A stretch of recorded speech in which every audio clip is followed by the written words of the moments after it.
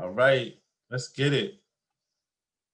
So welcome everyone to Common Justice's United for Healing Equity webinar panel discussion, Heal to Organize, Organize to Heal. My name is Richard Smith. I'm the National Director of United for Healing Equity.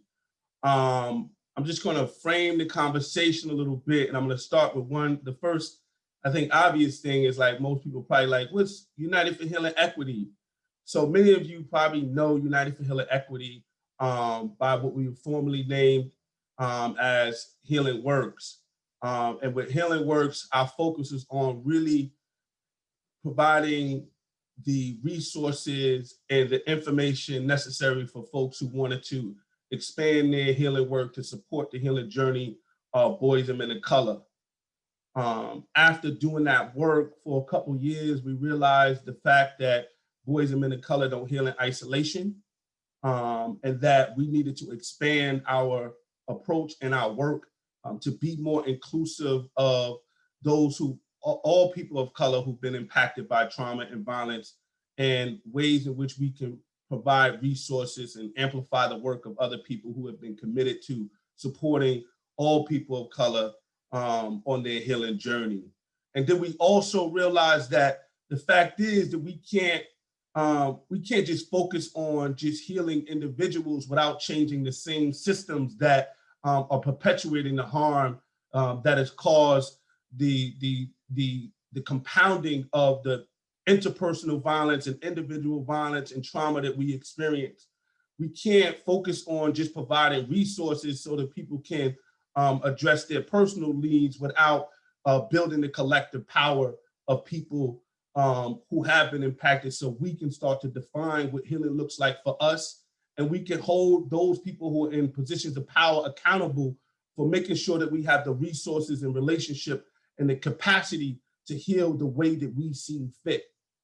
And with that came that transition from Healing Works to United for Healing Equity, because we wanted to be united for this thing that we call healing equity, which means that healing equity will exist when everybody who's impacted by various forms of injustices and state-sanctioned violence have access to the resources and the relationships that they need to heal, everyone. And so this conversation here is really an opportunity for us to bridge the two worlds, right? To pay homage and honor all of the work that was done through Healing Works, focusing on boys and men of color and focusing on the importance of the individual healing journeys, while connecting our next direction to focus on building the collective power of the people, as well as really being more inclusive and equitable in the way that we think about those who've been impacted by harm. And so I'm super duper excited to be able to have these groups of individuals on this panel. They're not just colleagues, they're friends, they're brothers, they're sisters. They're dope as hell. They've been doing this work forever. Their heart is in the right place, their spirit is in the right place, their mind are right. You know what I mean? They've been doing this for a while in all types of ways, building themselves for the purpose of building our communities. And one of the things that we know is that we can't do this collective healing work, we can't do this work to change systems and neglect the importance of healing ourselves in the same process. As Kara Page talks about the importance of healing justice, healing ourselves while simultaneously creating the world that we want to exist in, and not neglecting either. So we know we can't do either without the other. So while we're organizing, we need to heal. And while we're healing, we need to organize. And so I want to invite at this time our new VP of Policy and Organizing, who is overseeing the efforts of United for Healing Equity, Kira Shepard, to introduce herself. Thank you, Richard. Thanks for that powerful introduction. Yeah, I'm happy to be here at Common Justice. I've been at Common Justice for about four weeks now, so I'm new. But I basically was charged with creating a base of folks who are ready to take action and identify the issues that crime survivors care about the most and try to set a policy agenda moving forward. So it's exciting work. I'm looking forward to working with all of you to do that work because it's going to be a lot of work. But it's going to create real change and the type of change our communities need. I'm excited about this particular webinar because I've been an organizer for almost 20 years, and the topic, organizing the hill, healing to organize, hits me because when I got involved in organizing, I basically was a part of a Insight chapter, Insight Women of Color Against Violence chapter, like back in the day. And we basically focused on gentrification. It was back in Philadelphia.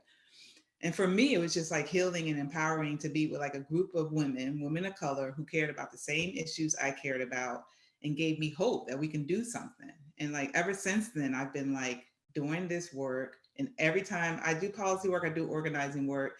And I always gear towards organizing work. But whenever I'm doing policy or organizing work, I always feel like hopeful about the fact that we're going to change the future. And it makes me less depressed about the state of things now. So I feel organizing work is hugely healing, and I'm glad we're going to be talking more about it today. I also have the pleasure of grounding us all in this conversation a bit because I know this is going to be a great conversation. We got dynamic speakers, so I want us to be fully present for it. So I just want everyone to just settle into their seats. You can have your eyes closed or open and just like take a moment to get into your bodies right now. So just wherever your bodies feel tense, just like let it go.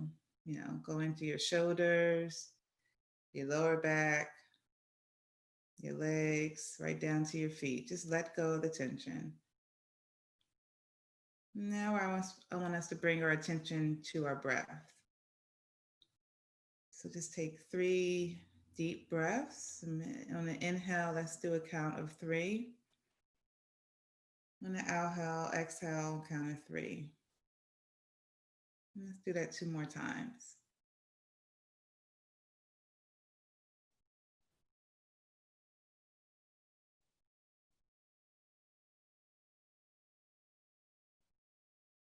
And now we can all bring to mind what brought us here today. What's our intention for this webinar?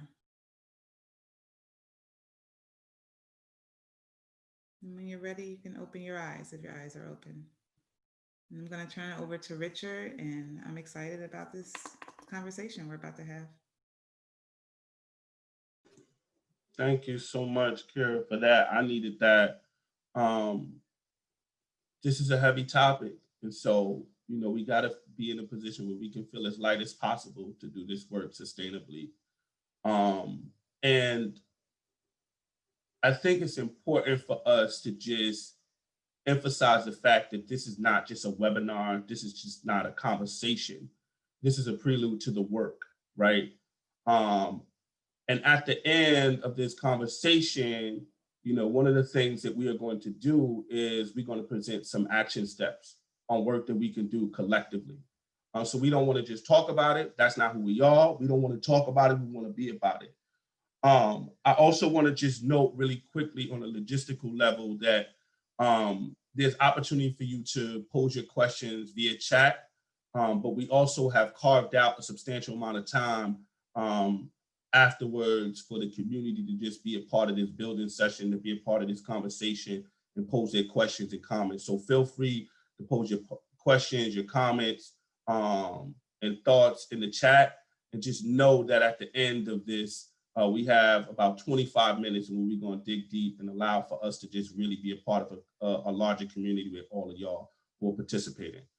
And so with that said, I want to open up the floor and give an opportunity for our distinguished panelists to be able to introduce themselves and really just bring to light, their work and why they wanted to be a part of this conversation, and just really framing us in a way that situates us under the current circumstances, the current instances of attack on our community, right? I'm just being really mindful at this point as someone who's formerly incarcerated. I'm thinking about all the brothers and sisters who are behind the wall dealing with COVID right now. The brothers and sisters who lost their lives as a result of COVID, being treated inhumanely in those cages, So I'm lifting up their spirit. And with that, I want to turn it over. I'm actually going to turn it over to George as the first person to introduce himself and just pass it on. Well, good afternoon, good morning by way of California, but for all my East Coast family, clearly good afternoon, y'all. My name is George Galvis. I come to you all by way of Muwekma Ohlone territory, occupied stolen land of the indigenous peoples here of what y'all call Oakland, California. And I'm a proud co-founder of a movement called All of Us or None, for those of us who were formerly incarcerated many years ago and had the audacity to want to speak on our own voice. And I am the co-founder and executive director of an organization in Oakland, California called Courage, Communities United for Restorative Youth Justice. And our mission is to unlock the leadership of young people to dream beyond bars. And so we work with directly impacted youth, young adults and their families to elevate their voice and power to be the change makers. And the foundation for us is really to return, reclaim and relearn the indigenous traditions of our ancestors. You know, we had healing modalities that kept us healthy since time immemorial. And that healing foundation, you know, as my elders say, you know, we fight not for the hate of our enemy, but for the love of our people. And so that's what kind of grounds me and brings me to this conversation here today. So thank you for the invitation. I'm humbled and honored to be here with each and every one of you. Yes, yes. Anyone feeling compelled to go next?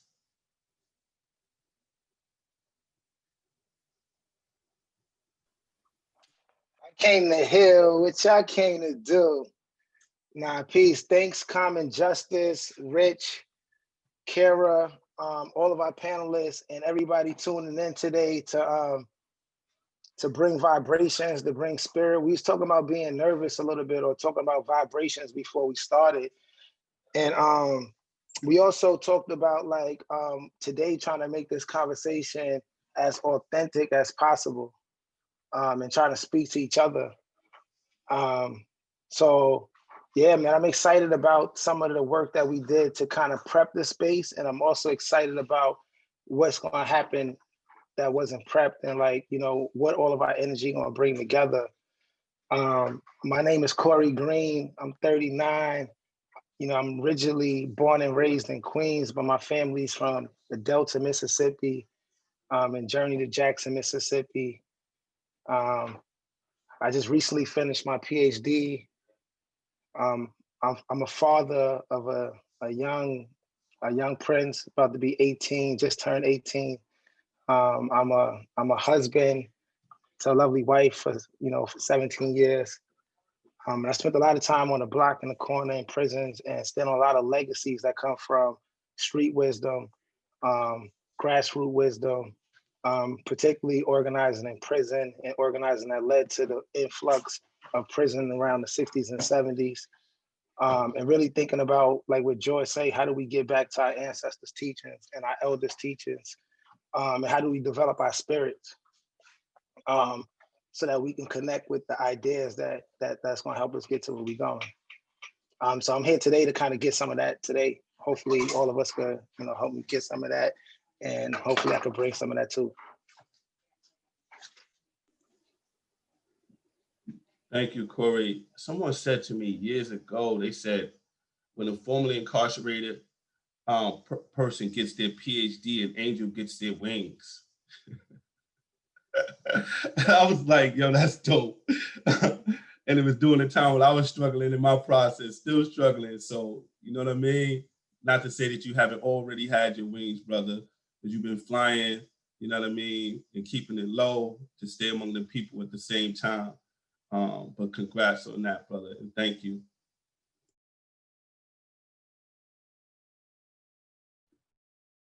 Cool. Is it cool if I go? Yeah, I just want to say thank you so much for the space that was created.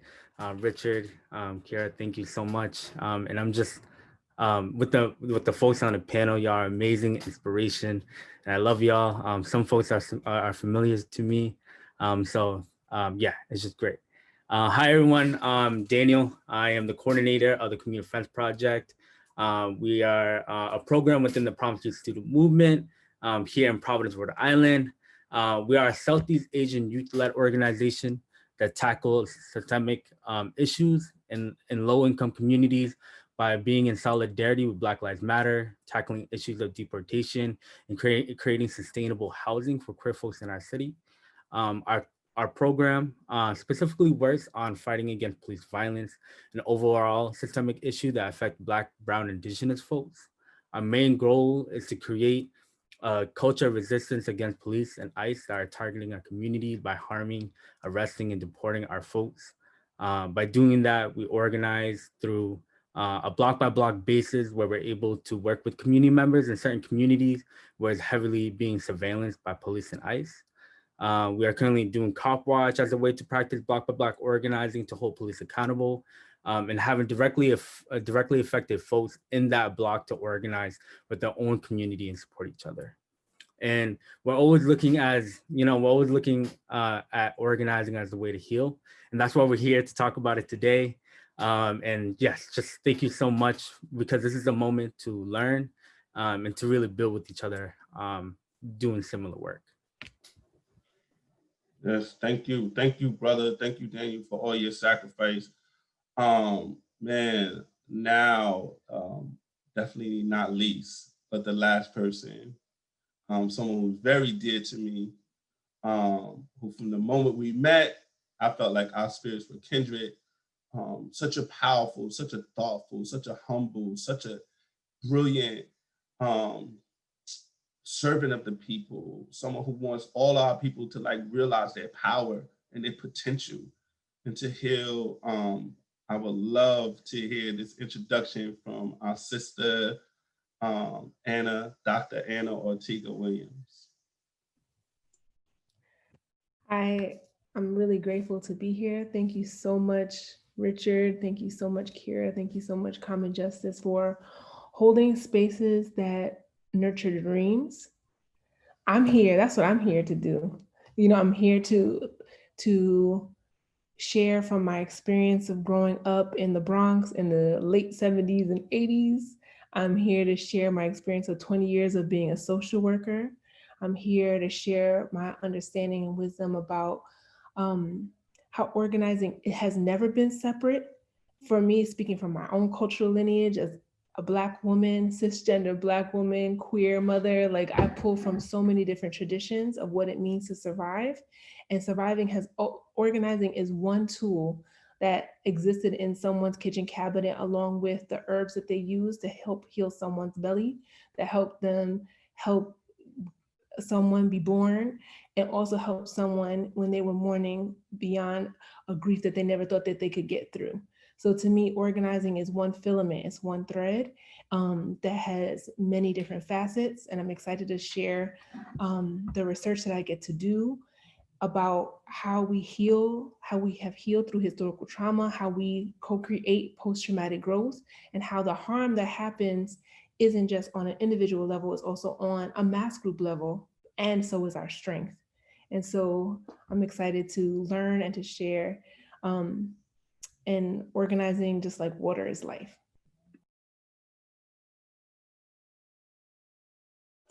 Thank you so much, Anna. So yeah, let's just get into it, right? Like everyone has said, they're excited to be here. And we broke this conversation down into 3 areas, right? Looking at the history, understanding like what it looks like to move towards and forward in healing, and what are our dreams. But we're gonna start with the history, right? And so the questions are like, how did we get here, and where are we, right? And so I want to ask the brother George Gavis to really kick us off with that part of the conversation, the historical context and how did we get here. Yeah, no, thank you so much for that question. I especially appreciate it because, my elders always taught me, you don't know where you're going unless you know where you've been. And so, just thinking comparatively in the social historical context, I think it's important for us to acknowledge that the problems, the challenges, this quest for social justice and the issues that we're confronted with today are not new problems. They're very, very old problems. We could just rewind back in the time, go back to 1492 when there was a clash between 2 irreconcilable worldviews, that of the colonizer, the invader, the European, and they brought what we call the 3 Gs, greed, gold, and genocide, which manifests itself in today's capitalist mantra of maximize profits, minimize expenditures, which is, we end up valuing money before we value people in this society, versus the indigenous worldview. And, I've had the benefit and privilege of having traveled, participated in the, permanent forum on indigenous issues and International Indian Treaty Council. I've traveled to Africa and presented in Addis Ababa in Ethiopia, you know what I'm saying? And so what I know is that each of us, as Black, indigenous, people of color, come from an indigenous tradition. And those core values and teachings, what I've seen, they're the same. When I went out to Ethiopia and I was able to participate, because it's the birthplace of coffee, which is the second most traded commodity in the world, and yet it's hyper exploited by the people that, the labor of the people there. And having been blessed to participate in those ceremonies, I saw how they made their altars very similar to the way we make our altars, and they saluted the 4 directions, and the core teachings are the same. The essence is the same. And so when we say this concept of all my relations, that's a universal concept, the Lakota se metakiasin, that reflects the value of interconnectedness and interdependence. The Mayans say, Enlakesh, you are a reflection of me and I'm a reflection of you. You are my other self. That's that teaching. And it's a global indigenous teaching. And so those are the 2 clashes that we've seen between those 2 worldviews. And with 1492 and beyond, with the colonization of this stolen land, the enslavement of African people uprooted from their motherland and brought over here, that was the introduction of African and indigenous Holocaust. And it's no coincidence that the very first prisons in the context of the United States were the slave plantation and the reservation. If you were an indigenous person and you stepped off of the reservation, you would be hunted, you would be tortured, and you could be potentially killed. If you were an enslaved African and you ran away from the slave plantation, you would be hunted, tortured, and potentially killed. And the very first police in this country were the slave patrols and the cavalry.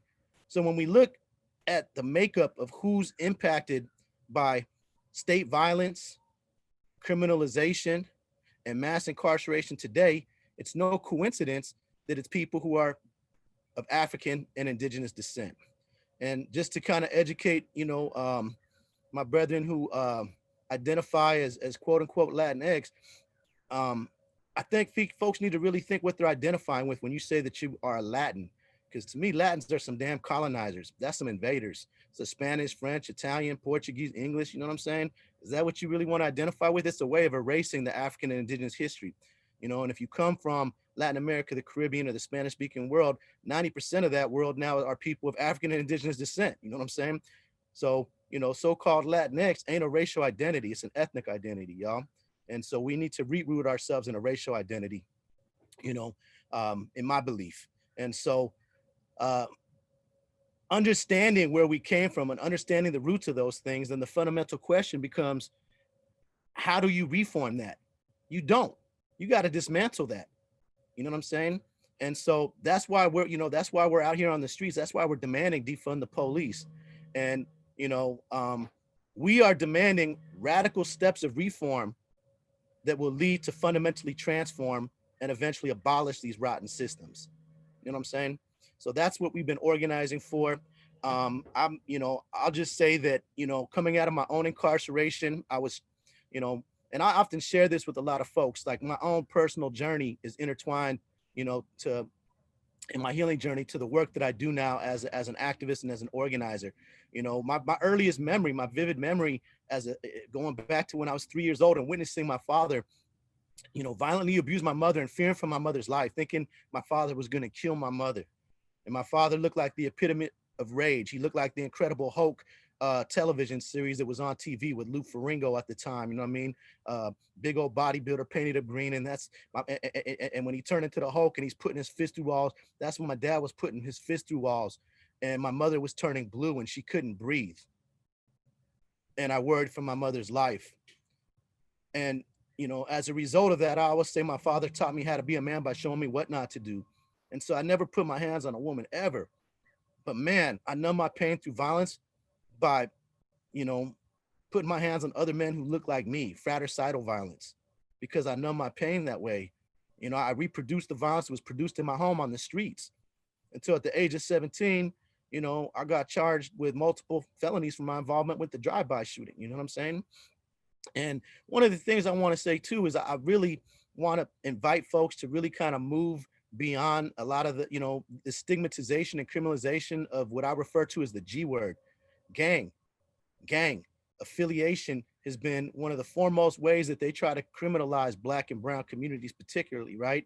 And to me, that word is nothing but racial profiling, camouflage of the guise of crime prevention, straight up. You know what I'm saying? Some folks in their neighborhoods had Little League. Some folks had Boy Scouts or whatever kind of, you know, social outlets. Some of us, all we had was our neighborhood. And don't criminalize me because of my zip code and for having neighborhood pride. What we did is we actually came together and we loved each other. We try to support each other. We try to protect each other. And, you know, the unfortunately with the case is that we had a lot of the older cats, the OGs, well, they were wounded. So you had wounded brothers guiding younger wounded brothers, you know what I'm saying? But they were doing the best they can, just trying to teach us how to survive on the block. So this whole kind of mythology of this predatory OG trying to make you jump, like nobody ever made me do anything. I did it because I was looking for a sense of family, because it goes back to that teaching of all my relations of interconnectedness and interdependence. I didn't have a sense of connection. And that's a sacred teaching that every child has to feel, you know what I'm saying? And so, you know, rather than focus on really trying to criminalize the neighborhood, let's focus on actually trying to improve outcomes of behavior. You know what I mean? And that's what I do. I've never ever described my work as gang prevention.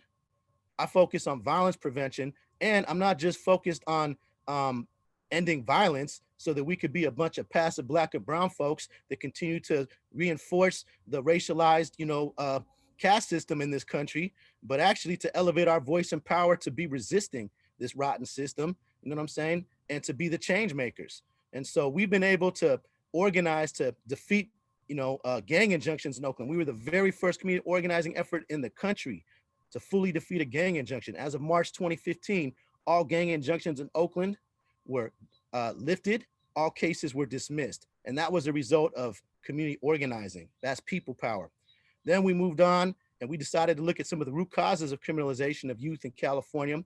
And going back to Prop 21, something that we were fighting against when I was a younger person, we started to look at how Prop 21 gave district attorneys the ability to directly file and charge youth as young as 14 years old as adults.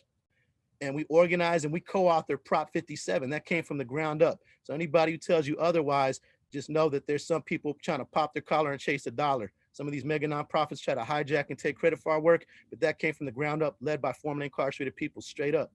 So that was Prop 57, and we became the very first direct file, state in the country to eliminate it. And now we got a campaign called Dream Beyond Bars, Close Youth Prisons, Build Youth Leaders. And we just effectively shut down the Department of Juvenile Justice, the state prison system here in California. So in the next few years, it's gonna be getting closed down. So now what we're trying to do is scramble and make sure that there's not a net widening effect of unintended consequences of youth being overcharged as adults, because we got rid of direct file, but DAs can still request adult transfer hearings, and judges, many of whom are former DAs, can grant those adult transfer hearings, right? You know what I'm saying? And so what we're really trying to push right now, and we've done a whole bed analysis because we do community-based patriot research. We believe in decolonizing research. You know what I mean? There's nothing that these intermediaries and folks with letters behind their names can do that we can't do just as well or better, because those closest to pain are close to the solution, and we are the experts of our own lives. So we did the research and we did the bed analysis, and we know that damn near 90% of those incarcerated youth in California are eligible for diversion. We just don't let them out. So we're going to be pushing a huge reinvestment campaign to actually build community infrastructure for alternatives to incarceration. And you know what? Right now in Alameda County, we got a record low last month, lowest it's ever been in history, the lowest rates in almost 50 years in terms of crime rates, but also juvenile detention. 33 young people, only 33 young people, but the cost ain't changed. So if you do the math and you look at the cost of probation, that means we're spending $2 million a year to incarcerate one young person in Alameda County. Now imagine if those are the most vulnerable families in our community, how those dollars could be reappropriated in ways that stabilize them with just basic needs of food, clothing, and shelter. And that's what we're demanding. We ain't trying to be greedy. We just asking for those basic survival things, you know what I mean? But we ain't even just trying to survive. We want our young people to thrive because we believe every young person is a blessing and every young person has a sacred purpose. And that's the mission of Courage, is to help those young people find their sacred purpose.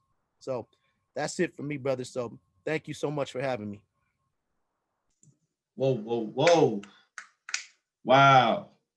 It's bugged out because thank you so much for that, brother. Like it's nuts because I used to get hyped off of certain songs to do negative things, right? But like now I get hyped over hearing brothers like you speak, to resist, to fight, So thank you so much. One of the things you said, George, that just really hit me is like you referenced like you broke down the historical context, but then it aligned it with the current systemic circumstances, but then you brought it back to the personal.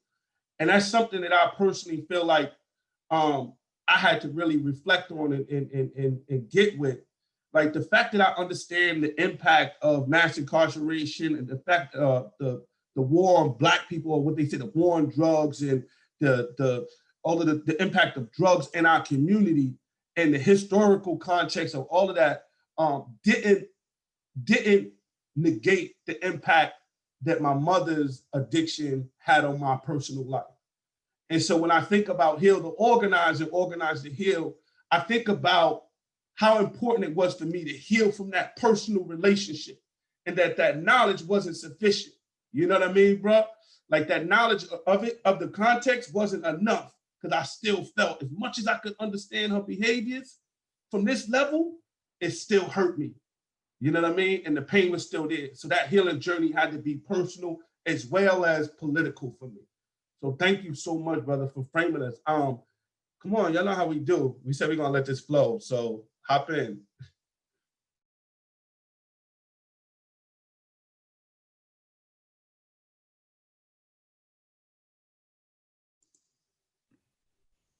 I'll just say I appreciate so much of what you said about the history, because when we think about when I think about organizing, I think about rebellions. I think about how people, my ancestors who jumped off of ships in the middle during the Middle Passage and said, "Well, we're not even going there." And then I think about all of the ways that that resistance and organizing was framed in how people were trained even to be herbalists and to carry different traditions on when those were radically interrupted so that people could be exploited for labor. I just think about how is it that um, I'm able to know how to prepare food in a certain way to feed my own child. And it's because the oral traditions that couldn't be stolen, because they were shared and given by words, by songs, by lullabies, by spirituals, that then morphed into hip hop, that morphed into rock, that morphed into blues. Like, you can't steal my song. You can't take the maps, the North Star, you can't take that out of the sky. Like, there's just certain things that you can't take. And so I just feel really inspired always to connect the organizing work um, to embrace the healing that exists within organizing. And so the young folks that I've gotten a chance to talk with and interview, so not even just relying on my own experience as an organizer, but looking at today's generation and being able to talk with them about their own experiences. So not superimposing my own experience of organizing or even the organizing from past generations, but what does organizing mean today? And I've had young people say that organizing is a way to be a part of the legacy of how we get to transform the future. So they are part of a healed Black future. So that, just knowing that that is possible, even if someone feels, a young person said, "I don't know if I'll ever see that, but I'm a part of that legacy already." And I'm carrying forward a tradition, and I'm actually learning different tools from ancestors will that are transforming me, that are preparing me to face the current conditions that I'm in, even though they're totally different than what former organizers might have had to face, or even different tools that organizers use today. Although they're different, that same spirit, that same energy, um, is being called on, is being activated. And so I had young people at 18 who said, you know, the model of Audre Lorde or Malcolm X, like knowing that they were different ancestors, or Harriet Tubman, just really being connected several generations forward from people's radical acts of survival, how important that was right now.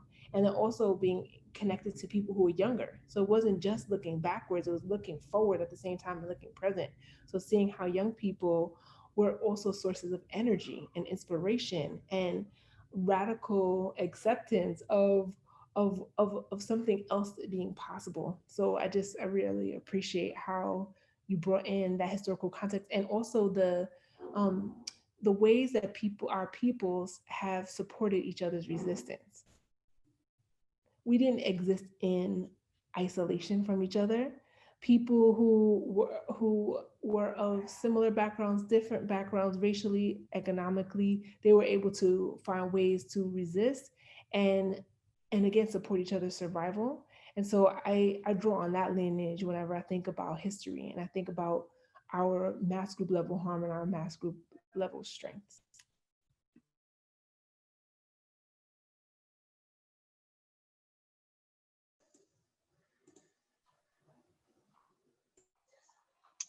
Yeah, man, but that was a lot.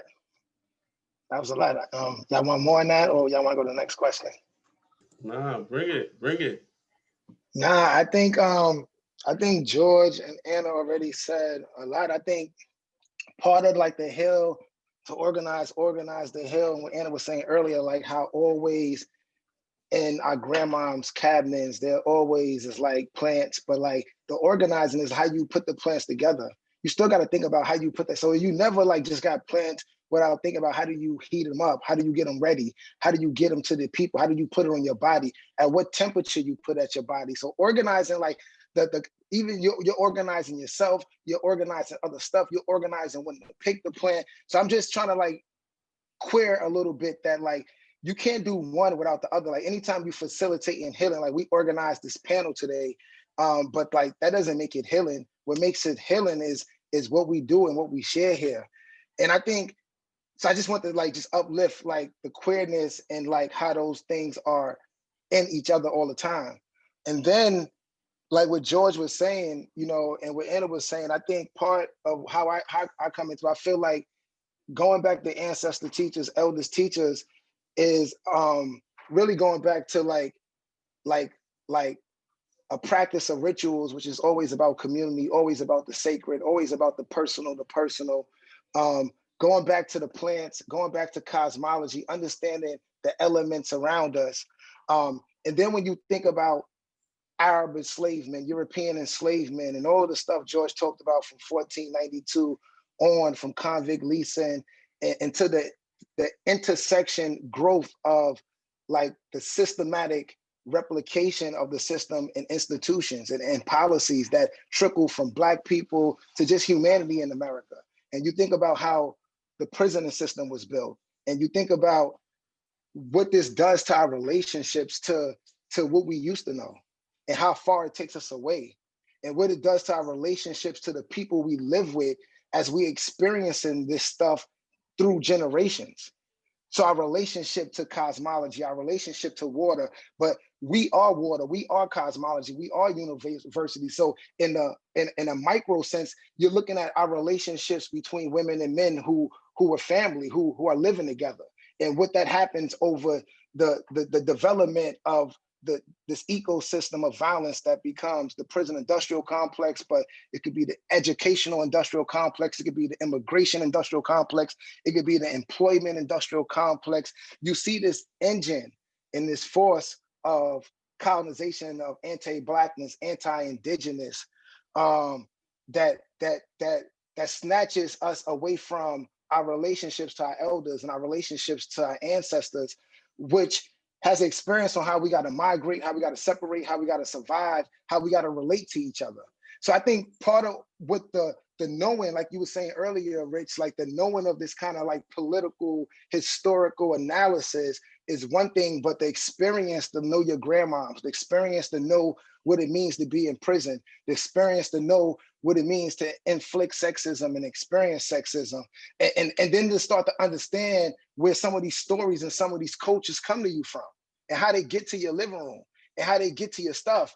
And for a lot of my early experience with my mom's being impacted by the crack epidemic as a young Black woman who was born in the Delta, Mississippi, and journeyed to Jackson, Mississippi, and raised her family in Chicago, and had me in the 80s when the crack epidemic was popping. When I was born in the 90s, I just seen this lady who was like a mom's who was impacted by crack, who didn't help me out as a mother. And mad days I was mad at her. Mad moments of those, mad experience, I was like, you are the worst. You are the worst. And the system owed me those days back. Like, some of it is my mom's fault, but some of those days, history, the lies that system told, I shouldn't have been that mad at my mom's. I shouldn't have been so angry. That stopped me from building with her in a certain way. That stopped me from loving her a certain way. And then when you multiply that times my block versus this block, or this building versus this building, or like the church versus the block, or Black Panthers versus these kind of Black people, and then you complicate it versus identities and ethnicities, like what George was getting at earlier, we got a lot of relationships to get back to. So, you know, I think about my own healing right now, like how I try to do healing work, and I'm always struggling with my own stuff with my mom's, and just trying to make my doctor's appointment, and still asking myself why I'm going to the doctor. Like, why I haven't got community that could like be my own doctor? Why I still got to rely on the system? Why I got to still, like, so I said to say that, like, it's really important for me to just keep healing. Like, we all just got to keep healing, because it's a lot for all of us to get our relationships back. And the process is ongoing. So I just want to add that, like, thinking about that historical cloud, and that, how it bleeds into the contemporary cloud, but how it lives in us, and how all of that history is in us, and how we are in these systems functioning that are facilitating us, or we get facilitated. How we in relationships that are facilitating, or we get facilitating, and how sometimes, like, we don't know what we don't know, and then sometimes we be scared to be who we need to be.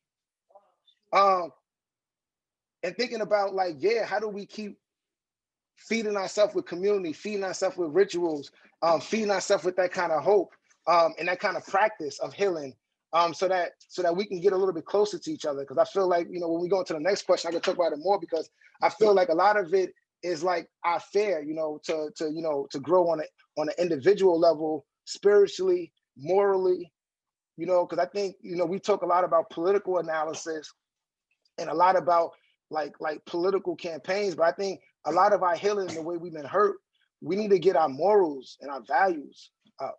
We need to, and I don't know how we measure that or whatever that means, but I feel like, you know, I could say a lot of dope stuff and do a lot of dope stuff, but like sometimes, and many times in my life when I was saying that and do that, my heart wasn't always good.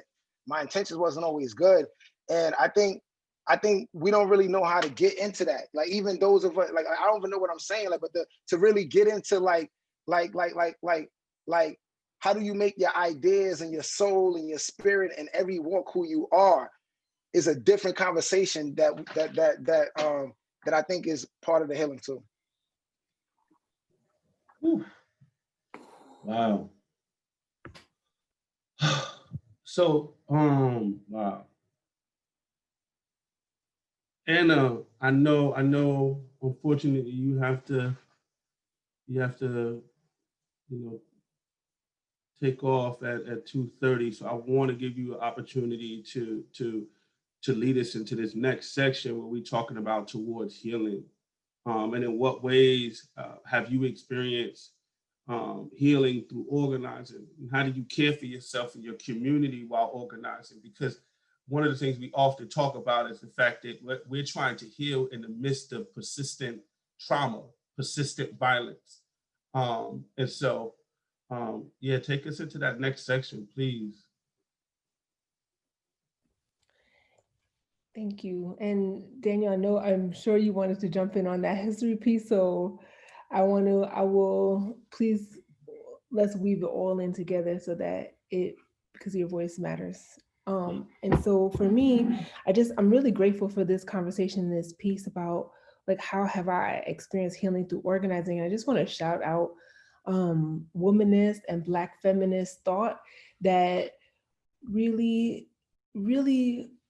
try to part the waters so that people would be able to see that the personal is political and the political is personal, and that it wasn't acceptable to talk about organizing and then go home and be beat like by your organizer partner at the same time, because not healing, like not having a space where we were able to bring home, like Corey was saying, those different ideas around healing, like bring them home. How do I treat my child? How does healing and organizing show up in who I am as a parent? How does it show up in who I am as a partner? How does it show up? And so I think Black feminists like Alice Walker, like Audre Lorde, were bringing in those conversations, and I just want to hold them up.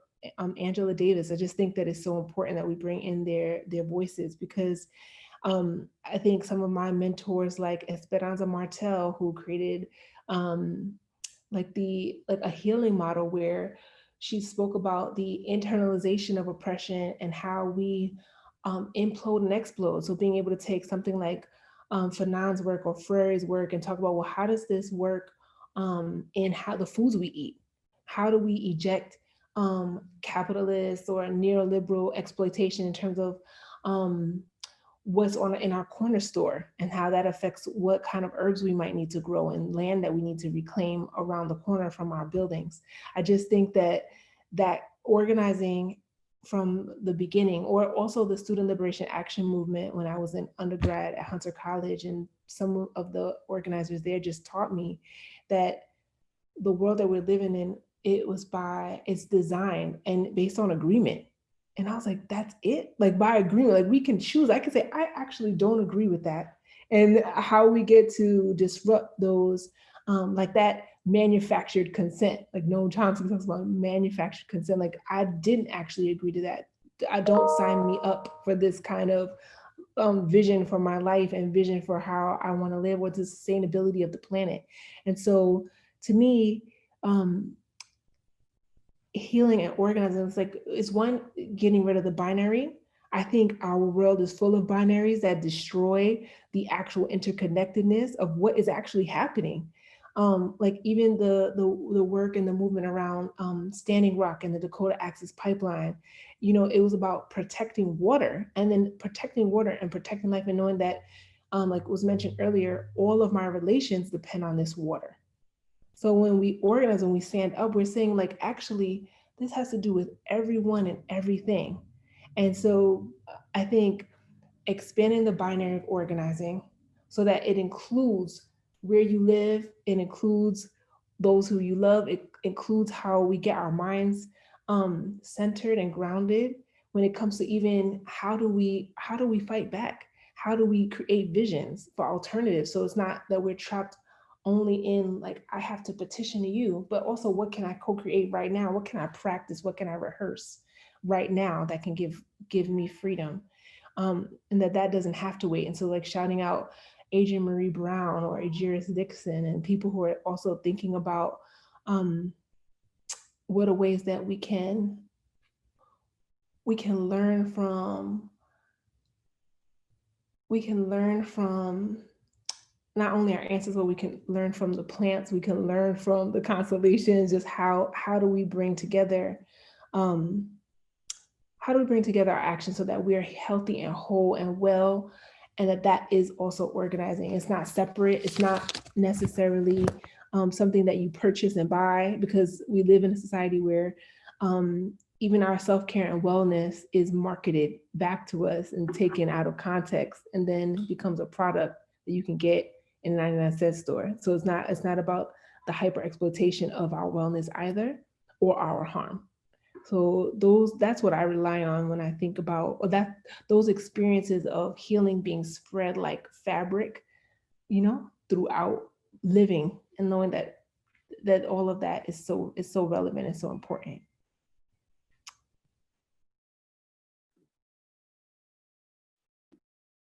Wow.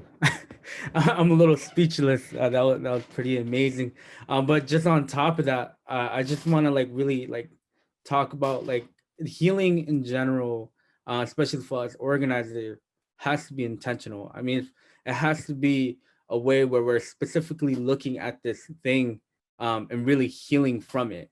And so what we do is really break down either like vocabulary, looking into ideologies, but even looking into our own history to learn about healing, because we don't see that in schools. We don't see that over in this place of learning. And so what we do as an organization here in Providence Student Movement is that we actually, tap into our own core values and talk about how do we how do we align with each other? How do we continue this work and make sure that our practices and our learnings are completely aligned with each other? Because if we're talking about healing, like how is that value, what does that value mean to us, right? And so I think just in general, like we know like real well too, like accessibility plays a huge role in this, right? I mean, being a first generation American born Cambodian, like my parents came here as refugees, and some of my brothers and sisters, some of my homies, they don't even have parents because they passed during the genocide. And so where are they learning their ancestral history, right? Where are they learning their generational healing? And so we got to go to the temples. We got to talk to our uncles. We got to talk to all these folks to learn about this stuff. And so it's real hard to even learn about our own ancestors, right? And then just on top of that, like this work is hard as an organizer. Like, and we're not afraid to call that out. And we're constantly supporting folks within our community, which means carrying trauma, dealing with our own personal triggers, and even to have to dig in our own capacity. And some of us don't even have that capacity, but are still willing to support these folks. And that's one of the hardest thing in organizing, is we forget about ourselves in the process of working, of doing justice. And so I mean, I look at this cup, right, as capacity, right? I'm always looking at this cup and water. Um, but in all reality, organizing isn't even a cup, it's a whole ocean. And we're just trying to navigate through it, right? And we're creating boats, and we're doing our best to play these roles within these boats to move forward, because that's all we can do. And so with intentional healing too, like it really is revolutionary. It is being able to go back to your history and create just this cultural of resilience and resistance within our own people to fight back against the system that's constantly oppressing us and attacking us. Like that's what it is around healing, and organizing is healing. And I'm always going to say that and emphasize that, because we need our community and we need to continue to build. And when we're talking about abolition against, police and ICE and all of that, like we're talking, like what Anna said, we're talking about alternatives. We have to, in order to talk about alternatives, in order to talk about abolition, we need to talk about alternatives. Because if we have the system there that's supposed to protect us and it's not working out, how do we break that down and transform something new that has our word, that has our healing, that has our knowledge and our experiences to continue to heal, right? And also, like, just for me, like, these systems, they make us feel that the system bigger than us, but our community is way bigger. So when we constantly talk about personal experience with each other and share stories, we're learning more and more about each other, and that's how we build, and that's how we grow with each other. And we talk about these herbs. I'm not. I try my best to really get into herbs, and right now I'm into, I'm into chamomile. I'm into turmeric. I'm learning about that as a youth. That these stuff actually helps us, right? And I'm using Vic as healing when I get cuts. I'm doing all these cultural things that my grandparents taught me, and those stuff, they don't tell me they love me. They share these practices as a way of love, and that's what's so important about organizing with our own people and loving each other, because those little things that they teach us, even making a bowl for us to eat, like that is healing. And so yeah, and we could pass it on. And Snaps to that. That was fire.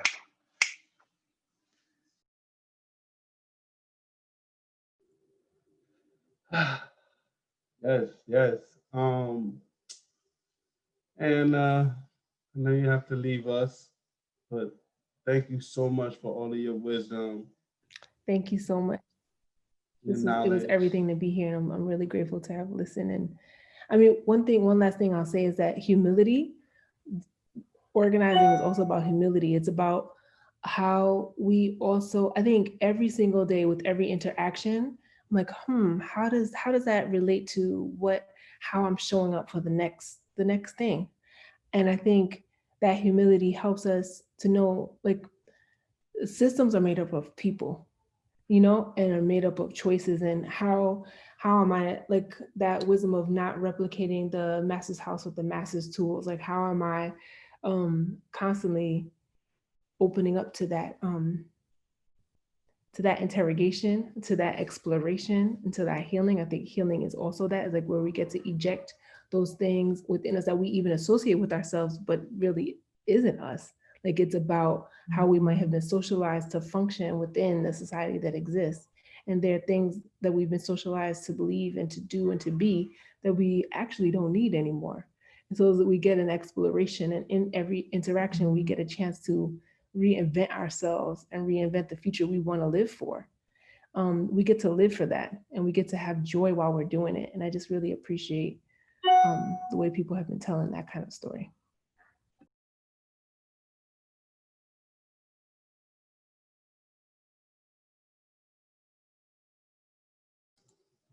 Peace, Anna. Wow. I'm so fortunate. I'm able to connect with Anna like every week. So for other work that we're doing, man, and I think it's so important for us to really, and that's something that really drew me to common justice, right? When I first started, the thing that I found to be the most inspiring is the humility in which we were approaching the work, right? And the whole concept of healing works as it being a space that amplified the work of other people and show our recognition of elders, of pioneers, of folks who came before us and was doing this work in ways that we needed to share with the rest of the world, so that we wouldn't feel like we were functioning and operating in isolation, like we were just trying to fight this fight in isolation. That people have laid the foundation, and not just like historically, but like people were currently still laying the foundation. And so that level of humility is something that really drew me to common justice. And when we talk about we're not empire builders, we're movement builders. And that to me was this inherent sense of humility that I think is so critical to doing this work in a sustainable way. So critical to opening up ourselves in a way that we can not only recognize, but we can also be spaces of healing for each other. We got about 25 minutes left. I knew this was going to happen because I knew everybody was going to go in and do what they do, and so I want to give Corey an opportunity to really just tap into that dream section that we're talking about, right? And everyone, you know what I mean? But I know that was something that you were really committed to, when we talk about like the importance of an imagination and creating spaces for creation, and what does healing look like for the future of our communities. So go ahead, tap in. Nah, this conversation is good, man. I just feel like it's never enough time to really like dive into spirit that be opening up. I think I think this is a big question with the dream and imagination. I think we already been hitting this. I think Danny was hitting on some of this. I think thinking about fear, thinking about imagination around fear is important. And I think fear works at many different levels. Like psychologically, about our identities. And then, if we got a public speak, it works. It works in certain relational dynamics. There's fear there. So there's fear in many moments that we are. So before I go back to that, just shout out to Anna about really honoring like womanist and feminist thought. And I come back to my earlier point, but long before I even knew what bell hooks was or even read any of that, like all of my relationships of development, like even my mom's impacted by crack, and we was like going from basement to basement. Like she was holding me down. Like I was out 2 a.m, but whatever she's like, so all of my development came from my mom's. And then when she couldn't, she sent me to my Aunt Bird, and then my Aunt Pat, and then Miss Martin. And then like there's our grandma Dora and Auntie Sister Bit. And then the Betty Smith sisters. So like our whole, like since we've been beat up on this part of the world in Mississippi, it's been nothing but like a legacy of women that's been like passing our knowledge down and stitching us together and holding us down. And I think that's part of the wisdom that we need to go back to when we say our elders and our ancestors, that sacred feminine wisdom too. And particularly, you know, dudes, but not even just dudes. Yeah, definitely dudes, but just like, I don't think even all of us understand what that means, and that kind of sacrifice and that kind of show up from all of us. But I think that's part of the sacredness of going back. But healing starts with us, man. I think all of us got to figure out like that fear in us on mad ways. We are in a historical contemporary place in our relationships with our wives, with our husbands, with our partners, as directors, as co-directors, as organizers.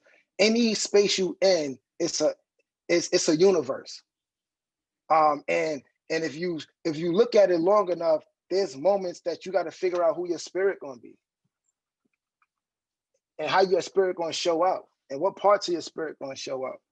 And I think before we get to that part, like we just got to do work on ourselves. We got to rituals. We got to think about those things. We got to grow. We got to study. We got to read. We got to. And then when we in those moments, like with our wives, you know, while we dope in these areas, we cook, we clean, but maybe in this area we're not that dope. What does that mean for your journey? What does that mean for your transformation? What does that mean for your growing? How do you create spaces? How do you organize the spaces to hear that? How do you organize spaces in your life to hear feedback? How do you organize spaces to bring relationships to let you know when you're not that dope? How you have relationships in your life that hold you down when you locked up, when you need to call somebody, when you sick, when you need some medicine, when you need help, that they're gonna hold you down. Like all of this is organizing, but this is also healing too. How do you organize? Because a lot of us are scared to organize stuff in our life that bring us that kind of energy and that kind of wisdom, because we ain't ready for that, you know. And when you and that's in our wives, as fathers, you know, we create situations and dynamics in our relationships. A lot of how we talk about the system is a relationship, and colonization is a relationship, and enslavement. A lot of our relationships with each of us are their own universe, and we get to create the conditions on what the flow is. And we got to ask ourselves, what's the flow in all of our relationships with ourselves, when I'm by myself, when nobody ain't around, when I get off the panel, what did I say? How you hold, what are you reflecting on? What are you being honest about? What are you fearful in that? And then thinking about our movement.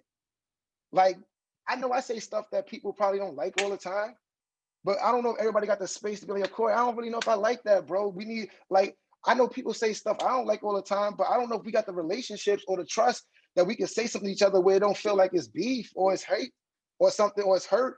There's a lot of gender dynamics in our own formerly incarcerated movement. There's a lot of money dynamics. There's a lot of stuff that, like, I think we know in all of our big and little bubbles, but I think there's still a lot of fear for us to get closer to understand it, to hear it with each other. There's a lot of learnings and a lot of learned lessons that we all got from healing, from organizing, that we don't get to share with each other in a slow way. Like I heard Danny said, like, we got to tell our personal stories. We got to tell our organizational stories too, but not just the good ones, not just the ones we've been socialized to tell in our funding report that keeps us getting money. You know, like, maybe we got to keep doing that to stay in a non-for-profit, but we talking about healing. We got to start telling some other personal stories about our organizations and about us and about our work. I don't know if it's vulnerable, that got some more authenticness and some more humanity in it, that talks about our struggles too, that talks about a little bit of, so, and I think that's a little fearful for us, because I don't know how you're going to perceive me. I don't know how you're going to hold that down. I don't know what journeying you've been doing. I don't know how much studying you've been doing, how much healing you've been doing. I don't know if I say that you're gonna think I'm not smart. I don't know, like, you're gonna use that against me because we haven't came closer enough. So I feel like, yeah, man, I feel like fear and imagination. I think a lot of our rituals, a lot of our elders, teachers, they give us, like Danny said, the capacity to just be better versions of ourselves. And I think all of us got work to do to be better versions of ourselves, because that's the universe we're gonna need when we come together to get us a little bit closer.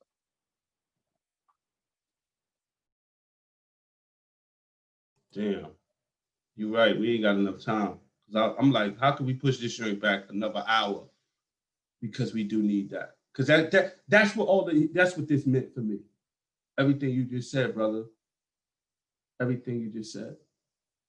Because we gotta have that. We have to have that work done on ourselves so that when we usher into this new world, you know, we don't bring that shit with us. We don't bring all of that shit with us. And then also show self-compassion too, because inevitably we're gonna bring that shit with us because we bring it, like you said earlier. It's in our living rooms, it's in our bedrooms, you know what I mean? It's in our cars, it's in all of the relationships. And so the self-compassion piece is also a big part of the healing journey for me. You know what I mean? The same way we talk about there's nothing wrong with you, something happened to you, you know what I mean? I understand that, like, yeah, these behaviors might be just unresolved trauma responses, you know, from the violence that I've been exposed to. I know that they are. And so in those moments, I'm able to show my self-compassion the same way I can look at other people. And I truly believe, like, if we haven't learned to show our self-compassion, I don't know if we can consistently show compassion to other people. It is really a way to gauge our ability, right? The way that we see ourselves, we treat ourselves. It's really a way to gauge how we treat other people on a consistent basis, not just at one moment to the next.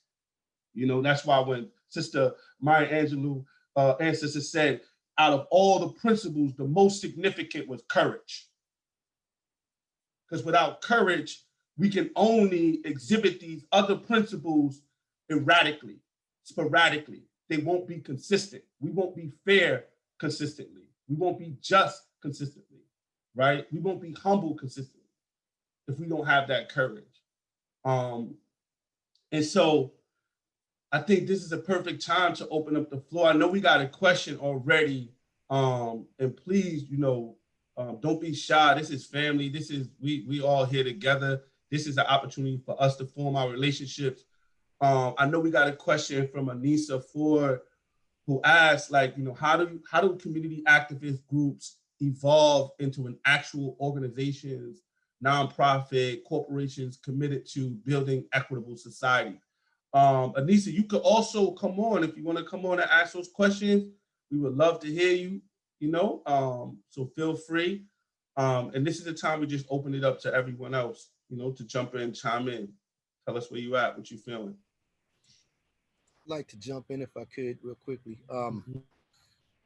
So I think it's really important, like a lot of what we've been describing and what I shared, kind of opening the historical context, is that we have this historical intergenerational trauma just by virtue of who we are as people of color, as Black, Indigenous people, in a racially stratified society.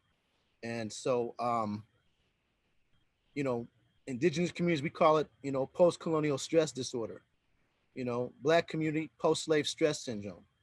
But just like we got this historical intergenerational trauma, it's real easy for folks to get kind of stuck in that trauma, man. And our goal and the whole purpose of healing is to move beyond trauma to be our authentic selves. It's real easy to get stuck into our traumatized self. And we see this in movements all the time. People who get involved and there's something self-righteous and something that feels really good about doing something active, but a whole lot of unresolved trauma brings a whole lot of drama into the movement because you ain't taking that time to heal yourself. You know what I'm saying? You're still wounded. And so that's why healing has to be the foundation for how we actually transform our communities. You know what I'm saying? And advance social change and social justice. And so, getting back to the kind of the concept that Brother Corey was talking about, dreams, we had a whole kind of healing journey process in our First Nations community, or Briety movement, where in our Native American communities, we had to take a look at all of the kind of disorganization, dysfunction, things that were happening, and really looking at it from that historical intergenerational trauma, the root causes. And a lot of it came from the boarding schools, not just the genocide and the colonialism, but the boarding schools, which very much existed as some of the very first juvenile detention centers in the nation, in which Indian children were kidnapped from their families. And imagine you have a beautiful family structure and a beautiful community, and you were, even before, we have ceremony before the baby even comes into this world. You know what I'm saying? We're taught to sing to that baby. When the baby's born, we have a first cry ceremony. A year after the baby has begun to demonstrate some of its character, then we have a naming ceremony. Like, there's just all these processes that we have, you know what I mean? Coming of age ceremony to guide them into responsible adulthood. These are traditions that all of a sudden get snatched up. And what they get replaced with, you know what I mean, is kill the Indian, save the man. And so that's why culture is so much a big part of it. Like, culture side is genocide. Like, this violent hegemonization, assimilation, synthesization was very much by design, where all of a sudden your hair is cut. If you speak your language, you're beaten, sometimes beaten to death. There's all these graves of Indian children at these boarding schools that were murdered by Catholic nuns and Christian priests and, all these folks, you know what I'm saying? They were sexually abused, physically abused for being who they are authentically and displaying that. So then they return home as adults. What have they learned? Well, in restorative practice, we say hurt people hurt people. So they reproduce that. So that's the root causes of a lot of the things that we're now kind of being confronted and trying to heal from. And similar things can be said about what happened in slave plantation culture. You know what I'm saying? And the impact that had on Black parenting, right? So that's why healing is so damn critical for Black and Indigenous people. But just like we have historical intergenerational trauma, we have historical intergenerational wisdom, historical intergenerational culture, historical intergenerational healing. You know what I'm saying? And that's what we're now beginning to reclaim, relearn, and return to. And that's resistance. Healing is resistance. Culture is resistance. Culture is healing, and healing is resistance, straight up. And so, we have, through that process of trying to heal from the boarding schools, we had these well-briety journeys, and we have this sacred hoop just filled with damn near like 1,000 eagle feathers and sacred medicine. It's powerful, man. And our elders and our traditional spiritual leaders, culture keepers, medicine people, they've brought and they've had this healing journey to each and every one of these boarding schools, where they've had the equivalent of what people refer to almost like a tribunal, to allow the survivors of those boarding schools to come to terms to, and many times they're sharing for the very first time in their lives, the physical and sexual abuse and harm, the murder of other Indian children that they witnessed in these places.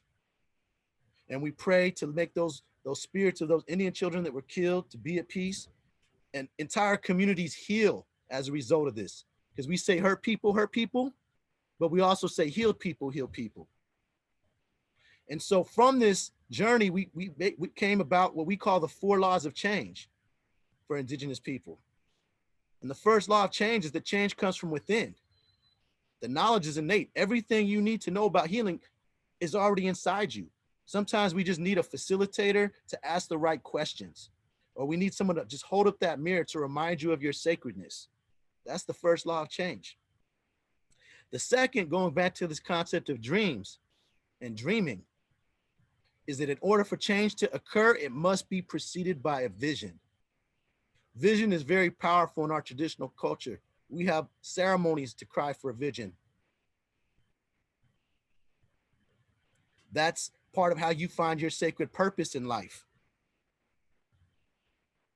And so that's how that's the second law of change. And for the sake of time, I won't get into detail trying to describe each one. The third one is a great learning must occur. And the last one is that you have to create a healing forest.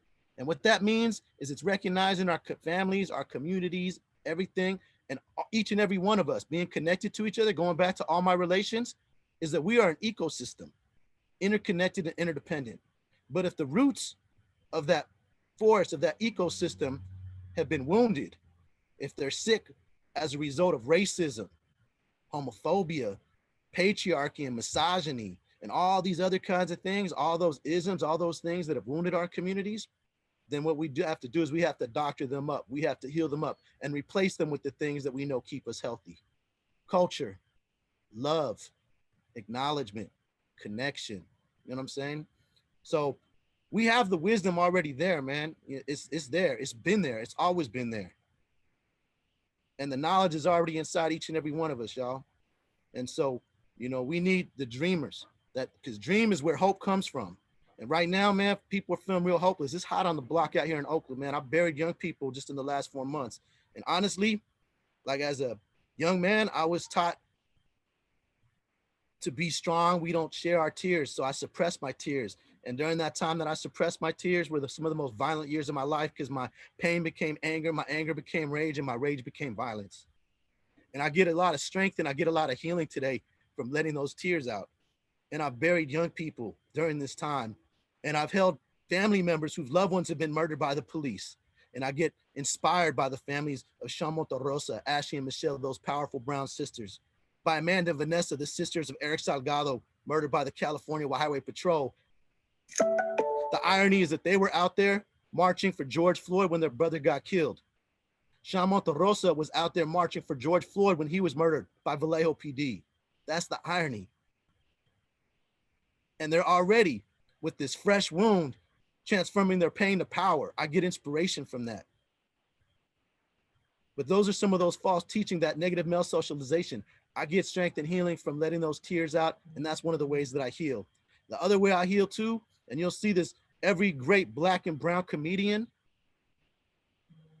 has healed from transforming pain into humor. Listen to Richard Pryor, listen to George Lopez. They're talking about painful childhoods and childhood trauma, and they're transforming their pain into humor. So laughter is powerful. That's medicine too. That's another way we heal. So we could talk about this all day, y'all, but I just wanted to kind of get in where I fit in and just say my two, you know, add another nickel to my 2 cents earlier, you feel me? So much love. Yes, yes. And we so happy to have Anna back. Yeah, we got 10 minutes. Where we going with this next? I mean, we have a few questions. Anybody want to tackle some of those questions? Okay, Anna. I saw one in the chat by Joanna about youth health and being a survivor of multiple forms of violence, and have learning to live with CPTSD and colonial trauma and toxic stress and autoimmune diseases. And as an organizer, there's some feelings about guilt. And so some of the questions were, how do we deal with guilt? Where is the wisdom in guilt? Something I just want to shout out a healer that's been so supportive in my journey, Miriam Laureano, and something that she says is like, everyone is welcome to the party. The guilt, the disappointment, the frustrations, like all of those different parts of ourselves get to be a part of the journey. And that we don't even, like, even when guilt arises, we don't have to shame that part of us that feels guilt, that we can't show up in the ways that we might want to, but it's then being able to embrace and being able to embrace ourselves and what we can do in that moment, and knowing that there are multiple ways that we are in this for the long haul. Like, I think that that has been such a freeing vision. I really appreciate what you said, George, about like, if we don't have a vision, then we can't move, we can't create. And so having a vision of ourselves as perfect in how we're able to show up in regardless of how, like, we get to eject that principle that we have to be productive in a certain way, or that contribution looks a certain way. It's like when we're able to have a vision of what is healing, what does wholeness look like, we don't have to slice off parts of ourselves that aren't worthy to join us in that journey. All the tangled and mangled up parts will be with me along with that journey, and have helped me also get through. So it's like being able to embrace and care for all the parts creates wellness. And so I just want to shout out to Joanna, like, just keep hanging in there, and knowing that you just, like, there's so many levels to be a part of the new world that we want to live in. It doesn't look like a particular ableist vision of like how that's supposed to look. It's not necessarily supposed to be this 14-hour 20-hour-a-day hustle. Like it's going to look a lot of different ways over the long haul. And so I just want to offer that. Yeah, and I like to jump on that too. Joanna, like I really do just appreciate the honesty and the question that you give, because I working with folks when it comes to ableism, and also just like being there for folks, and knowing and understanding how the body plays a huge role when it comes to healing, physically, emotionally, and mentally, and part of dealing with guilt also is just being transparent and being honest with yourself, and talking to a community that you know that can share personal experiences, because when we're able to get into a group and talk about these stories and talk about like familiar pains, we're able to kind of talk about those practices and share those, and I just and talk about youth health too. Like I think that just thinking about youth and how folks are currently just learning and wanting to do more, and they're so active and they want to do all these amazing things, but really you really have to identify the root of what is causing that trauma and causing that pain before actually jumping into, wanting to heal from something or wanting to do something in general. So yeah.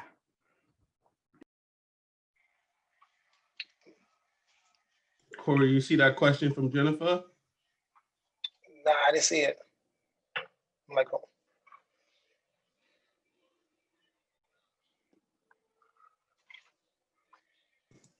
Jennifer said, thank you, Corey, for naming that. A lot of the times we can say great things, but our hearts aren't in it, and how important it is that we have that.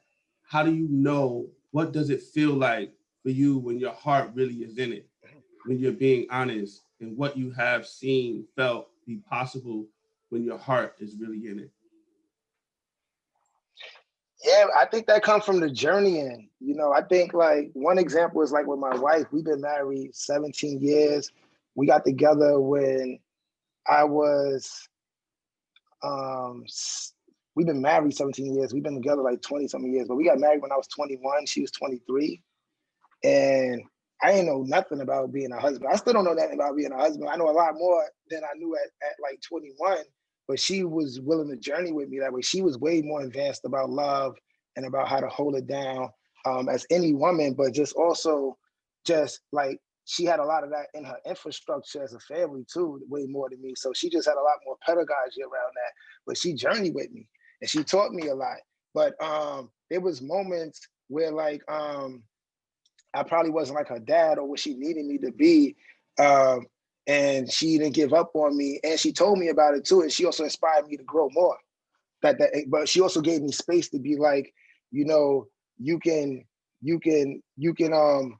like, I see you enough to know that, like what George to say, that I see more in you. Like, I'm gonna just bring that mirror to you and let you know, like, you could love, yes, you could love more. So part of what I'm saying is, in that story there, what I learned in that is that this is what I mean about like you got to heal yourself, because the world and identities and family dynamics and social, like, it's telling us a lot of stuff about who you are, and you got a voice in you that's like, yo, I'm this. And then in all of those things, like, if you something the world saying is bad, or you something the family saying is bad, or you something a marriage is saying is bad, or a dude is bad, or a relationship is bad, or what a homeboy is, what somebody is a rider is, if you don't fit none of those categories that the world is mapping on, you start to feel like whatever you feel about yourself, if you don't know yourself, if you don't got enough of yourself. So I think part of it is like, for me, like I start to learn, like going into myself, thinking, reflecting, and just journeying with other people, learning from George years later, learning from the people I had, because everybody start where you start. But I started just like trying to get a little bit of myself back. Secondly, part of doing that, yourself is in all the relationships that you're around. We should be organizing and being in relationships that's good for us, that see us, that understand us. And sometimes that's hard too, because some people, like our moms, our mans on the block, our girlfriend, sometimes these people, they ain't doing no healing. They might not be good for us. A lot of my bad traits or development come from socialization, but a lot of it come from people that I love. I'm like, oh, like the way you was developing me, the way you had me thinking, the way you was like telling me how to respond to certain things. Those things is just not good for my humanity right now. And that's some people still is in that wave. So if I put myself in that cooker with them, in that stew with them every day, I'm organizing with them, I'm building relationships with them, I'm going like, and I'm not really in whatever, I'm not comfortable with my spirit, I don't got enough of my spirit, I'm gonna be in that energy. And that energy might not honor guilt. That energy might pathologize guilt. And then you might got a homegirl or a homeboy or a cousin or a grandma that whenever you talk to them, you can share whatever you want to do. But sometimes it's only like your homeboy, your grandma. But our community, our ancestors, our teachers, our organizers, we can organize our spaces where we can vibrate a lot of that for ourselves. So the last thing I say to kind of bring it down some is saying that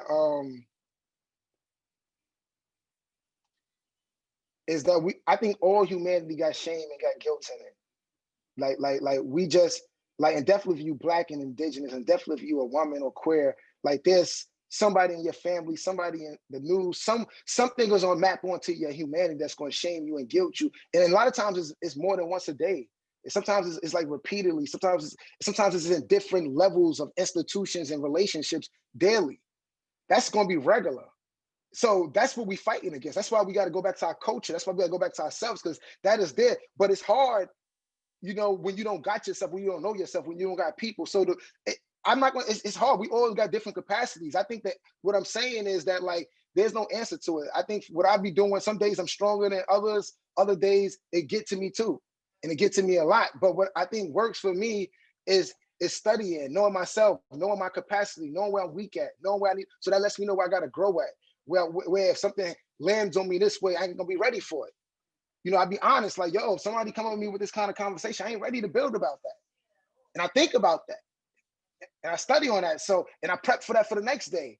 You know, like I try to be honest with myself when I ain't ready to be vulnerable, when I ain't ready to be my authentic self, when I'm not ready for somebody else's authentic self in the world.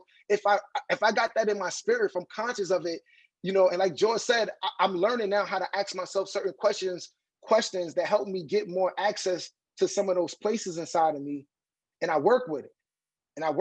And then I've been in a fortunate enough to been thinking about this for a couple of years. So I've been working with people who've been in their own stage of journeying like this too. So I got kind of an ecosystem. But I think the scary thing about it, which I was saying, the other thing is, I don't know how much I could do this outside. Just, you know, I do it in my regular walk, but it's not the same comfortability that I'm doing right now on a Zoom or when I'm with Holla.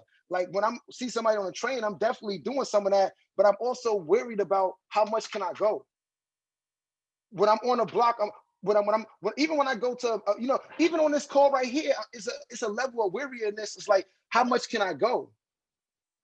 You know, what is like not okay? What might not be misunderstood from everybody that is coming from an authentic spirit that like might get misunderstood just on how we all read stuff. So to your answer, yeah, I think you just, you know, that we never really get outside of that spirit. Hopefully we can surround ourselves with people who are journeying towards a better way for themselves and others, it creates more space where parts of our shame and parts of our guilt are seen as wisdom, are seen as, because, you know, with Holla, all of our check-ins is pretty much, what's your pain? Oh, and we love it. Like, yo, what's going on today? Oh, stuff. And we trying to organize to figure out who got what. So we create space in our organization work in our life where we share a lot of pain and guilt with each other. Like, that's kind of like how we tell if we love each other, and how we, how much, how we tell if we caring for each other, how much we doing that. But in some of my life and some of my relationships on the street, in prison, and in my personal family, let alone in schools and institutions, sharing your personal stuff get me fucked up or get me hurt or get me pushed away most of the time. So the reality is, like, most of our vulnerabilities and our guilt and our shame, like through our experiences and through the context, when we share a little bit of it or we see our family share of it, there's a long history of people getting hurt. And then there's a culture that's saying that, like, like when you got the right ancestors with you and you got the right sacredness with you, and you bring that with you to there, that something different can happen. But I don't know if we all believe that. And that's part of the fear. I don't know if we all know that. And if we all know that, I don't know if we all believe that. And then when people are popping off and fighting and stuff is saying, I don't know if we believe it in those moments right then. Right. Woo. I'll say one quick thing. Thank you, brother. We are at our time, man. I don't want to end this, but I definitely want to honor people's time. Shoot, I want to give everyone an opportunity to just close in thoughts real quick. And we're going to try to figure out a way to do this again, get this back coordinated, because we need to have a round two for this conversation. So go ahead, and I see you unmuted. My last piece, and I feel really just so nourished by all of the words, all of the offerings of everyone here. The one thing I will share that's in my heart to share is that healing isn't sequential. It's not like I have to heal myself, then I can support you in healing. It's not linear. It's not like my cup is half full, so I don't have enough to share with you. Because actually, when we both come with our half empty cups, something else can happen. Something else can come down. Like we can together call down a rainstorm, and that fills everybody's cups. So it doesn't mean that the water has to come from those individual vessels. So healing is not linear. When we show up, like Corey was saying, to relations, we don't know what is possible. And sometimes it can be exponential.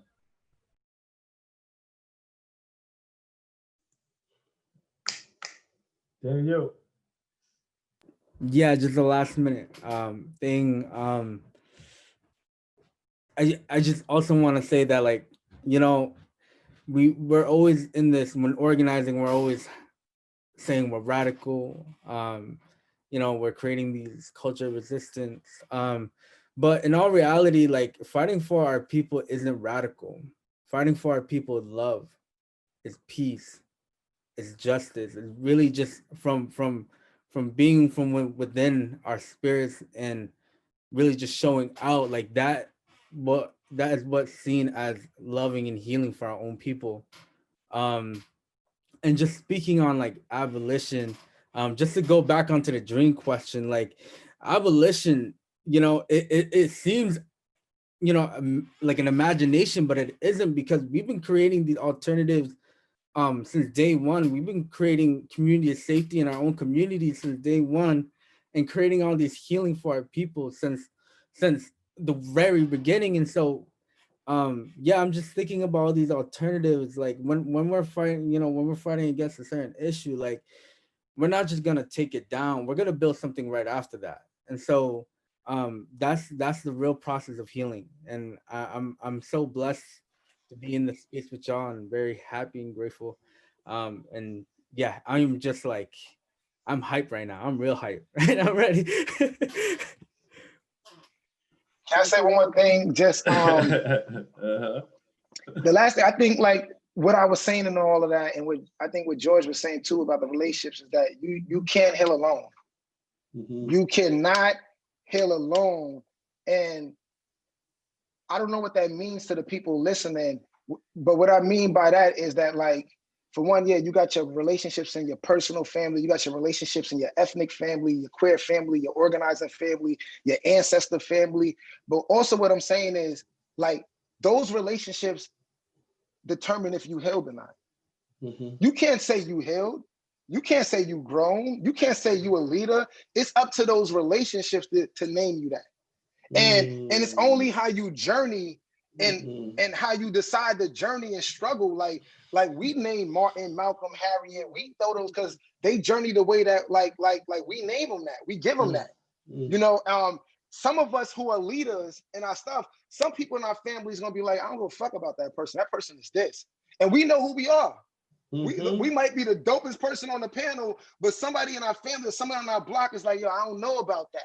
I don't know about this. And part of what the healing is and what our spirit is, we should be journeying towards all of those relationships to get those in a good way, so that our spirit could be reflected that we did what we said we was doing, you know.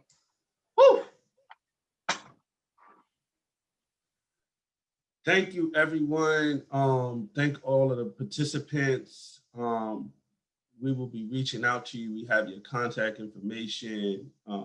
This is not the end. This is the beginning of this effort. I'll just conclude one thing that just comes to my mind. Something that's been part of this healing journey for me is really getting to a place where I fully know that I am enough, and that I've done enough.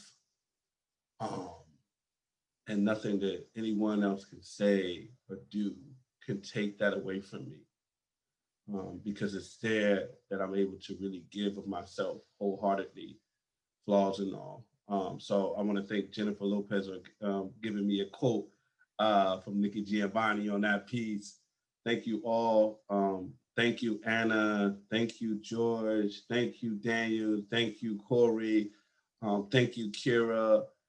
This has been an amazing opportunity. I already knew from the beginning it's just going to be like us as family coming together and just connecting. I love you all.